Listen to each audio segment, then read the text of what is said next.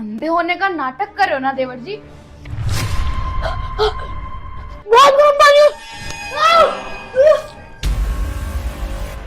बहुत गर्म पानी भाभी, छोटे बहुत गर्म पानी। प्रीत, तुम्हारा दिमाग खराब है। तुमने मेरे छोटे भाई का मुंह जला दिया। रामू, रामू जल्दी आ।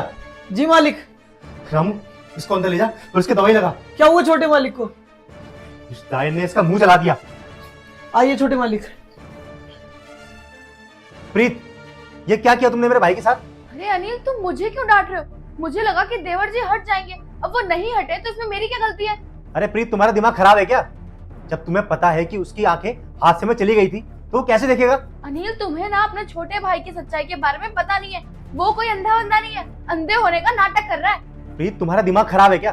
तुम्हें पता है ना कि हमारी शादी के बाद जब एक्सीडेंट हुआ था तो तब से अंधा ही है। अरे अनिल, पहले मुझे भी यही लगता था कि देवर जी अंधे हैं, लेकिन जब उनके अंधे ना होने की सच्चाई मेरे सामने आई ना, तब मुझे समझ आया सब कुछ।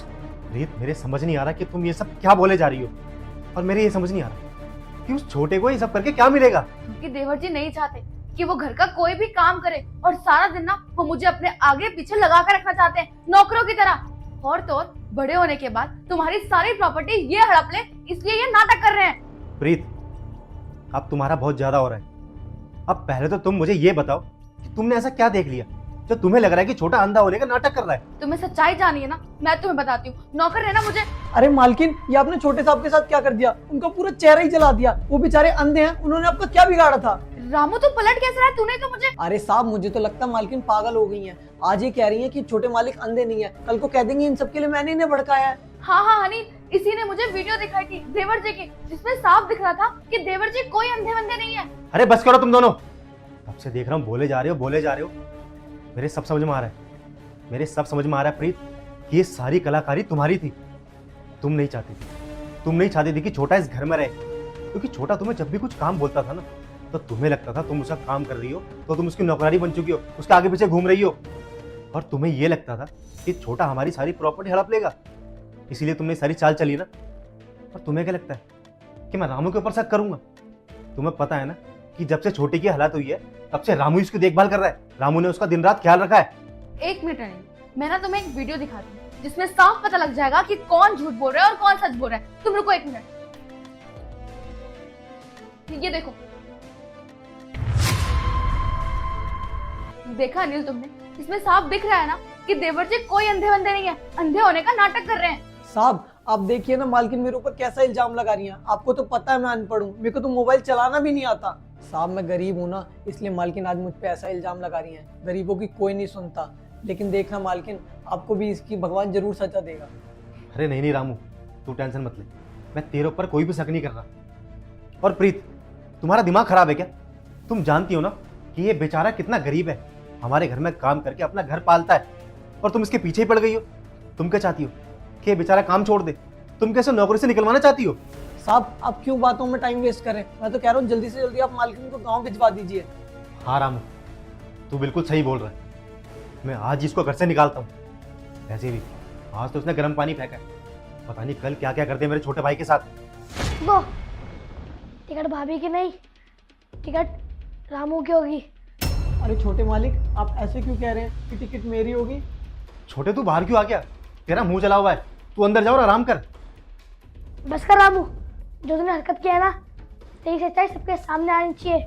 भैया, इस वीडियो की सच्चाई मैं आपको बताऊंगा। अरे छोटे मालिक, आज तो आप बड़े स्मार्ट लग रहे हो। आप है ना एक काम करो, आप इस फाइल को ऐसे पकड़ो, मैं आपकी फोटो खींचूंगा, ठीक है?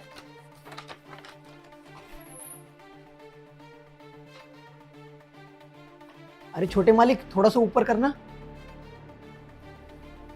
ठीक है छोटे मालिक, हो गया। मेम साहब, मुझे ना आपसे बहुत जरूरी बात करनी है। हाँ रामू, बोलो। मेम साहब, आपको पता है हम छोटे मालिक है ना अंधे नहीं है, अंधे होने का नाटक कर रहे हैं। तू कैसी बातें कर रहा है रामू? तू जानता है ना कि छोटे देवर जी का एक्सीडेंट हुआ था और तब से उनकी आंखें चली गई हैं।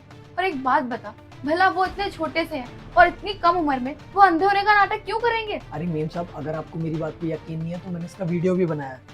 ये देखो, इसमें साफ पता लग रहा है कि छोटे मालिक अंधे नहीं है, वो सिर्फ अंधे होने का नाटक कर रहे हैं। और देखो आप कैसे प्रॉपर्टी के पेपर्स पढ़ रहे हैं। कोई बात नहीं रामू, तू टेंशन मत ले।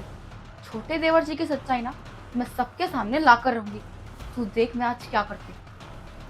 अब मजा आएगा, छोटे मालिक को हॉस्टल जाने से कोई नहीं रोक सकता। तेरा बहुत हो गया। हम मुझे तो ये बता कि तूने ये सब क्यों किया। साहब तो और मैं क्या करता, जब से छोटे मालिक की आंखें गई हैं मुझे सारा दिन उनके पीछे फिरना पड़ता है। उनको सुलाना, उठाना, उनको खाना खिलाना सब मेरे को ही करना पड़ता है। मुझे अपने लिए जरा सा भी टाइम नहीं मिलता और इसी वजह से मैं कहीं जा भी नहीं पाता हूँ। और साहब इस सब से मैं बहुत परेशान हो गया था। कभी थोड़ा सा खाना देने में भी लेट हो जाता तो मालकिन भी मुझ पर बहुत चिल्लाती थी और इस सब से परेशान होकर मैंने ये प्लान बनाया। तुझे शर्म आनी चाहिए। तूने बस इतने से काम के लिए इतनी बड़ी हरकत कर दी। अरे तुझे हमने काम पे क्यों रखा है? तुझे हमने काम पे इसलिए रखा है ताकि तू छोटे का ध्यान रख सके, उसकी सारी जरूरतों को पूरा कर सके। और तू क्या पैसों की बात कर रहा है रामू? अगर हमने तुझसे काम कराया ना तो हमने तुझे उसका पैसा भी दिया है। और तू शायद भूल गया, जब तू सड़क पर दर दर की ठोकरें खाता था ना, खाने के लिए भटकता था, तुझे वहां से उठा के यहाँ पे हमने काम पे रखा है, तुझे पैसे दिए हैं। और तूने आज हमारे साथ ही दगाबाजी कर दी। वो तो हम तुझे अपना परिवार का सदस्य समझते हैं, इसलिए मैं तुझे अभी तक पुलिस के हवाले नहीं कर रहा, वरना तू अभी तक सलाखों के पीछे होता। अब चुपचाप अपना बोरिया बिस्तर उठा और निकल जा मेरे घर से।